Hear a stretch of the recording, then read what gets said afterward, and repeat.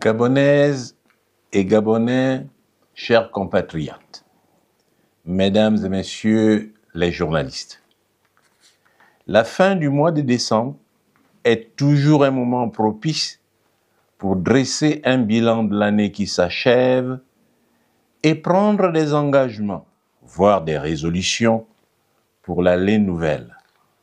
Aussi voudrais-je saisir la présente occasion pour adresser un message citoyen à tous les Gabonais, d'origine comme d'adoption, ainsi qu'à toutes les communautés qui vivent dans notre pays.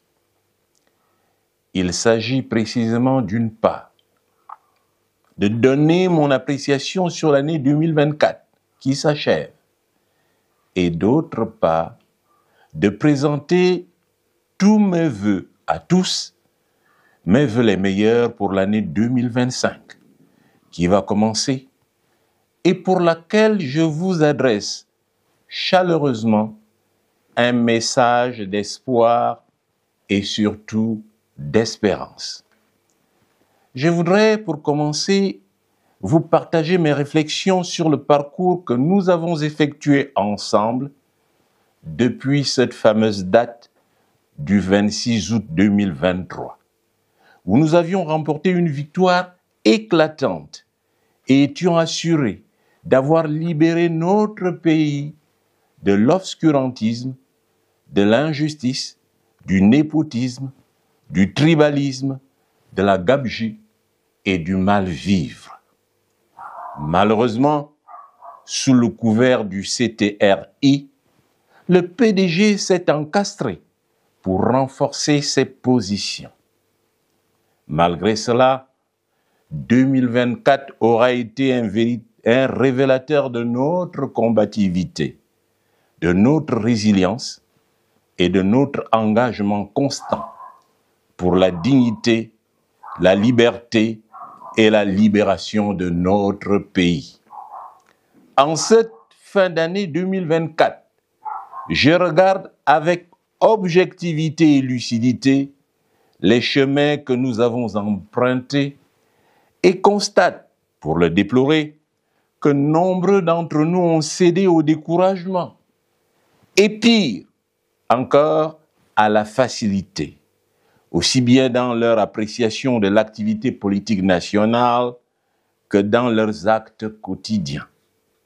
Pour ma part, ils n'ont pas suffisamment mûri leurs réflexions pour comprendre le jeu politique en cours, tant ils gardent toujours les séquelles de 50 ans de règne du PDG. Ils réagissent toujours à travers le prisme du PDG, alors que la raison même de notre combat, son objectif final, c'est chasser à jamais le PDG.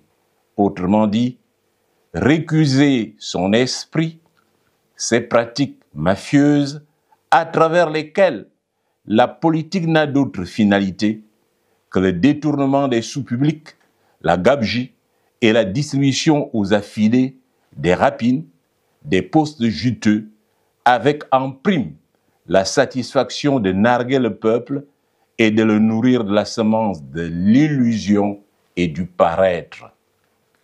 Mes chers compatriotes, il est bon de savoir que le processus de libération et de développement de notre pays est bloqué au plan interne par 3 catégories d'individus parfaitement identifiés. Premièrement, les extrémistes qui se retrouvent essentiellement dans 2 provinces, le Haut-Ogooué et le Wolintém notamment. D'un côté, les extrémistes Téké et en particulier et du Haut-Ogooué en général, qui pensent que le sommet de l'État est leur propriété privée. Et de l'autre, les extrémistes du canton Kié à Oyem, qui croient détenir le pouvoir d'État et se disposent à ne le céder sous aucun prétexte, quitte à marcher sur les cadavres. Il s'agit en fait d'une faible minorité à l'intérieur du Haut-Ogooué, à l'intérieur du Wolintém et à l'intérieur du Gabon.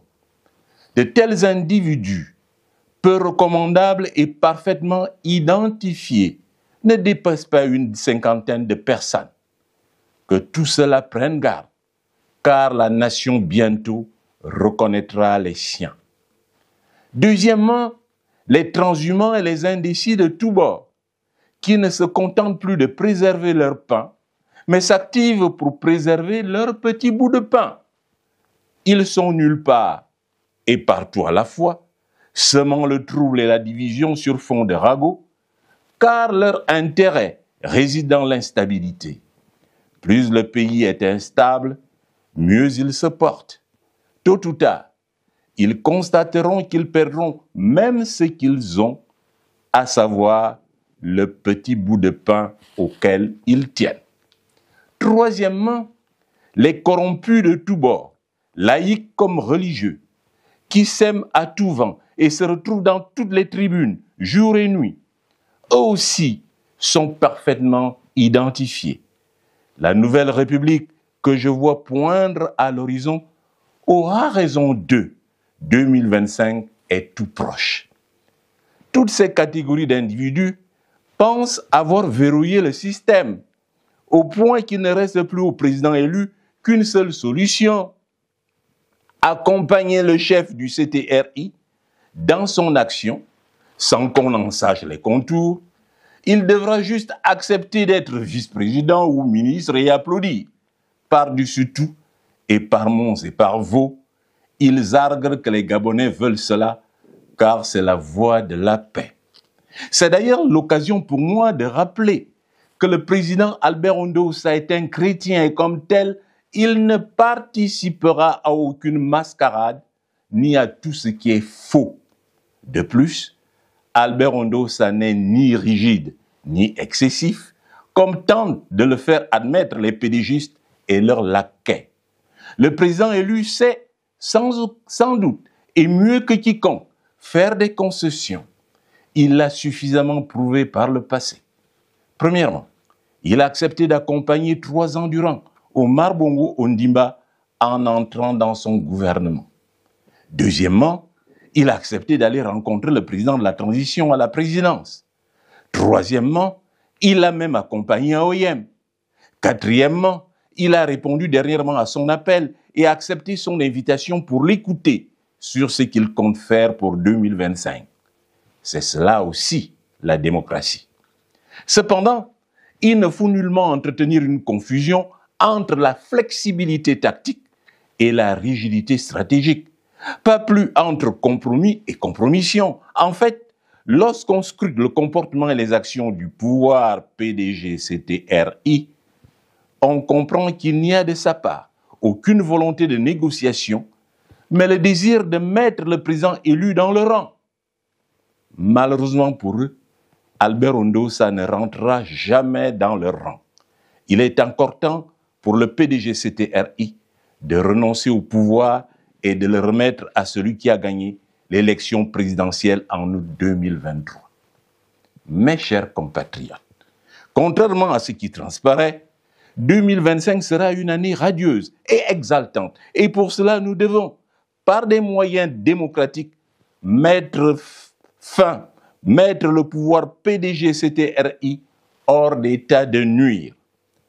Pour l'année 2025 qui va commencer, je nourris pour tous les Gabonais, aussi bien ceux qui vivent dans le pays que pour la diaspora, un sentiment d'attachement, d'affection et de dévouement. Ma pensée va particulièrement à ceux d'entre vous qui connaissent des difficultés de tout genre, qui font partie des couches sociales défavorisées.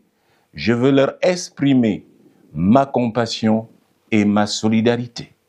Je voudrais par la même occasion exprimer ma gratitude à la diaspora gabonaise, qui joue un rôle essentiel dans le processus de libération de notre pays. N'en déplaise aux détracteurs, à ceux qui rêvent d'une dictature dans notre pays, et surtout se disposent à instituer à nouveau le règne de la pensée unique.